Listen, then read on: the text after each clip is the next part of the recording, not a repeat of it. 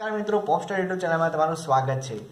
તો મિત્રો આજના વિડીયોમાં હું તમને નાયબ સેક્શન અધિકારી, નાયબ મામલતદાર અને નાયબ ચીફમાં જે ભરતી પડેલી છે તો એ એક્ઝામ પાસ કરવા માટેની બેસ્ટ બુકનું આજે હું મિત્રો તમને માર્ગદર્શન આપવાનો છું। તો વિડીયો જરૂરથી જોઈ લેજો, જેથી કરીને તમે મિત્રો જો એક્ઝામની પ્રિપેરેશન કરતા હોય તો સારા રસ્તામાં કરી શકો। એ માટે એક સારી બુક તમારી જોડે હોવી પણ ખૂબ જ જરૂરી છે। તો મિત્રો સૌપ્રથમ બુકના વિશે ડિટેલમાં માહિતી આપો એના પહેલાં જો તમારે આ બુક ખરીદવી હોય તો અમારી પોતાની વેબસાઇટ છે popstar.in, તો ત્યાં જઈને તમે બુક ખરીદી શકો છો। તમને બુક સારા ડિસ્કાઉન્ટમાં મળી રહેશે। તો સૌપ્રથમ આપણે જે બુક છે એના વિશે હું તમને વાત કરી લઉં તો એક છે લિબર્ટી પબ્લિકેશન દ્વારા બહાર પાડવામાં આવેલી નાયબ મામલતદાર તથા નાયબ સેક્શન અધિકારી માટેની બુક। તો અહીંયા મિત્રો ક્લિયરલી લખેલું છે કે આ જે બુક છે ફક્ત પ્રિલિમિનરી જે એક્ઝામ આવે છે પ્રિલિમ્સ એના માટેની જ બુક છે। તો મેઇન્સ માટેની પ્રિપેરેશન માટે તમારે અલગથી વાંચવું પડશે। તો સૌપ્રથમ મિત્રો બુક વિશે આપણે માહિતી લઈ લઈએ। તો અહીંયા મિત્રો બુક છે અહીંયા ક્લિયરલી લખેલું છે સંપૂર્ણ અભ્યાસક્રમ મુજબ બનાવવામાં આવેલી છે અને એના સિવાય મિત્રો મેં પર્સનલી પણ જોયેલું છે જે પ્રોપર સિલેબસ છે એ પ્રમાણેના બધા જ સબ્જેક્ટ છે અને સબ્જેક્ટની અંદર જે ટોપિક હોવા જોઈએ એ પણ ક્લિયરલી અહીંયા સિલેબસ પ્રમાણે આપેલા છે। તો અહીંયા મિત્રો સૌપ્રથમ જોઈ લઈએ આપણે અનુક્રમણિકામાં કે કયા કયા ટોપિક આપેલા છે।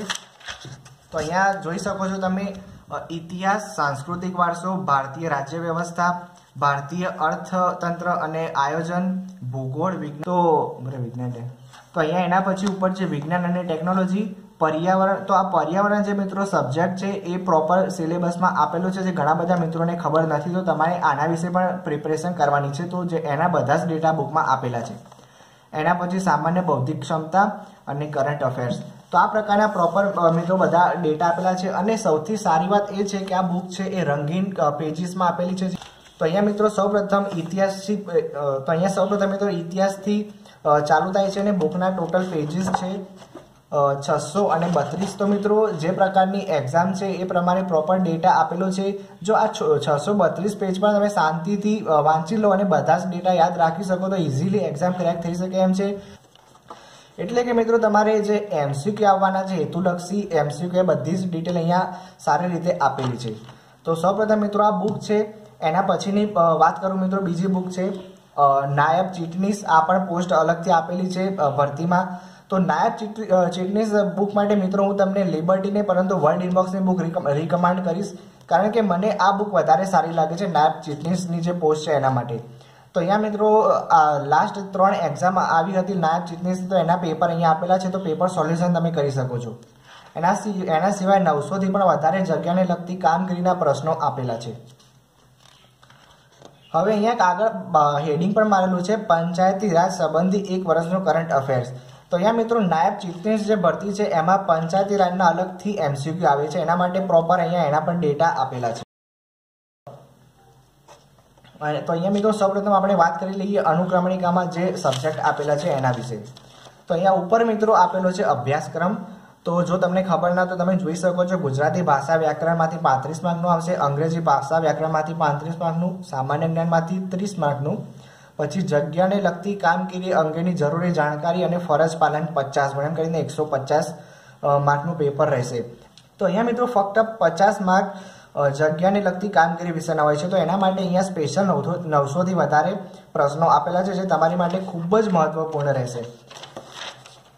એના પછી આગળ વાત કરી લઈએ જે પ્રોપર સિલેબસ છે એ પ્રમાણેના બધા જ ડેટા આપેલા છે। એટલે કે એક વસ્તુ કહેવાય છે કે જો તમારે કોમ્પિટિટિવ એક્ઝામ પાસ કરવી હોય તો વાંચ્યા કરતાં જે ના વાંચવાનું હોય મહત્વનું હોય છે। તો અહીંયા પ્રોપર મિત્રો જે વસ્તુ તમે વાંચશો એ જ એક્ઝામ આવશે, એના બહારનો કોઈ પણ ટોપિક નહીં આવે, એટલે કે તમારે વધારાની કોઈ પણ મહેનત નહીં થાય। હવે અહીંયા મિત્રો આપણે એકવાર અનુક્રમણિકામાં જોઈ લઈએ પદાધિકારીઓ। તો અહીંયા ક્લિયરલી લખેલું છે કે પદાધિકારીઓની જે માહિતી છે 18 સપ્ટેમ્બરની જે લેટેસ્ટ જે અપડેટ થયેલી છે બધી માહિતી છે, એટલે કે આપણને નવા ડેટા જે ચેન્જ થયેલા છે એ પણ અહીંયા મળી રહેશે।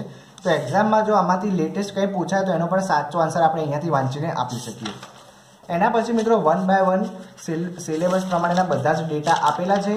અને જે મેં તમને સૌથી મહત્વની વાત કહી એ કે પંચાયતી રાજમાંથી ખૂબ જ વધારે પ્રશ્નો પૂછાય છે, તો એના પણ અહીંયા પ્રશ્નો આપેલા છે, પ્લસ જગ્યાને લગતી કામગીરીનું 50 માર્કના એક્સ્ટ્રા બીજા પ્રશ્નો આવે છે, તો એના પણ 900થી પણ વધારે પ્રશ્નો આપેલા છે। તો જરૂરથી મિત્રો આ મને બહુ ખૂબ જ સરસ લાગેલી છે। તમારે જો પ્રિપેરેશન કરવી હોય તો આ બુક તમે પરફેક્ટ વાંચી। તો મિત્રો જો તમારે સારી રીતે એક્ઝામની પ્રિપેરેશન કરવી હોય તો નાયબ ચીટનીસની વર્લ્ડ ઇનબોક્સની બુક તમે આખી વાંચી શકો છો। પણ તમે જો વાંચવા માંગતા હોય તો ફર્સ્ટ પેજથી લઈને લાસ્ટ પેજ સુધીના બધી જ વસ્તુ ડિટેલમાં વાંચો અને યાદ રહે એવી રીતે, જેથી કરીને આમાંથી કંઈ પૂછાય તો તમે ઇઝીલી આન્સર આપી શકો. હવે મિત્રો વાત કરીએ પ્રાઇસની, તો આ બુકની જે પ્રાઇસ છે એ છે 300 રૂપિયા અને આ બુકની પ્રાઇસ છે એ છે 540. તો અહીંયા મિત્રો 2 પોસ્ટ આપેલી છે, નાયબ મામલતદાર અને સેક્શન અધિકારી. તો બેના સિલેબસ ભેગો કરીને બુક બનાવેલી છે, એથી કરીને બધા જ ડેટામાં આપેલા છે.